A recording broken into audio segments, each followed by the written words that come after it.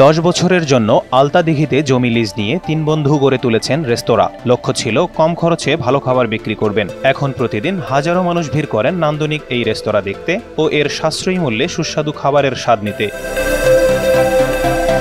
ভারত সীমান্তের কোল ঘেঁষে রয়েছে আলতাদিঘি জাতীয় উদ্যান। আর এই আলতাদিঘি ঢুকতেই রাস্তার পাশে চোখে পড়বে বাঁশের তৈরি একটি ঘর। দেখতে অভিজাত কুঁড়েঘর মনে হলেও আসলে এটি একটি রেস্তোরাঁ। দেশীয় বিভিন্ন কারুকাজ আর নান্দনিকতায় নির্মিত এই রেস্তোরাঁ নওগাঁর ধামইরহাট উপজেলা থেকে 6 কিলোমিটার উত্তর পূর্ব দিকে আলতাদিঘিতে অবস্থিত এই রেস্তোরাঁ।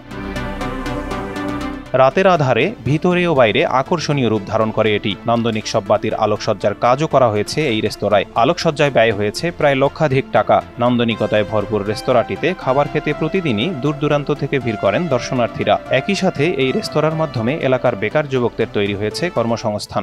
আমি কুড়েঘরে দীর্ঘ 1 মাস কাজ করছি। ইনশাআল্লাহ অনেক ভালো লাগতেছে। এটা একটা জাতীয় উদ্যান। আশা করি এখানে যেটা আমাকে স্যালারি দিচ্ছে ইনশাআল্লাহ আমার শুকরিয়া। আমার বাসায় ভালো চলতেছে। বেকারত্ব আসছিলাম, বাসায় বসে আসছিলাম। এখানে ফায়ার কর্মসংস্থা তৈরি করে আমি এখানে ভালো একটা স্যালারি পাই। আমি চাকরি করতেছি, এটা দিয়ে আমার পরিবার ভালো চলতেছে। চুল পড়া অনেক কমে গেছে। থ্যাংক ইউ মা। চুলের ভিটামিন জুই মাল্টিভিটামিন কোকোনাট অয়েল।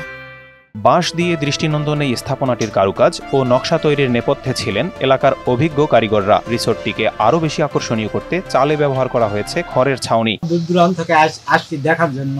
আমিও মনে মনে ঠিক করতেছি আমি এরকম একটা এখানে হোটেল বানাতে পাই নাকি, সুন্দর করে সৌন্দর্য করে ভালো পরিবেশন করে লোকজনকে খাওয়া দাওয়া পরিবেশন করার জন্য। আবার 10টা বেকারকে আমি কাজে লাগাতে পারি নাকি এখানকার। কুঁড়েঘর রেস্তোরাঁর অন্যতম কর্ণধার সাজিদুর রহমান বলেন, এলাকায় ঘুরতে আসা পর্যটকরা যেন কম খরচে ভালো খাবার খেতে পারেন সে চিন্তা থেকেই 3 বন্ধু মিলে শুরু করেছেন এই প্রকল্প। প্রাকৃতিক পরিবেশ এবং জাতীয় উদ্যান আমাদের, তো পরিবেশ বান্ধব হলে সেটা ভালো হয়। ঠিক আছে, এটা থেকেই দেখা যায় বাঁশের এবং খড়ের ছাউনি, এবং খড়ের ছাউনি আমাদের এলাকায় একটা গ্রামীণ ঐতিহ্য, সেটা দিন দিন হারাই যাচ্ছে। পরিবেশটাও সুন্দর জানা হয়, সেই চিন্তাধারা থেকে এভাবে তৈরি করার আসলে পরিকল্পনা। টপ শ্রেণীর মানুষ এসে কিছুটা হলে খেতে পারে এবং বসতে পারে, সুন্দর পরিবেশে 2-একটা পিকচার নিতে পারে এবং স্মৃতি তৈরি করতে পারে। সেই চিন্তাধারা থেকেই আমরা প্রাইসটা মোটামুটি আপনারা যদি মেনু দেখেন দেখবেন যে কম, অন্যান্য জায়গার তুলনায় অনেক কম রাখছে। কম খরচে ভালো মানের খাবার পাওয়ায় পরিবেশ বান্ধব রেস্তোরাঁয় ভিড় করেন পর্যটকরা।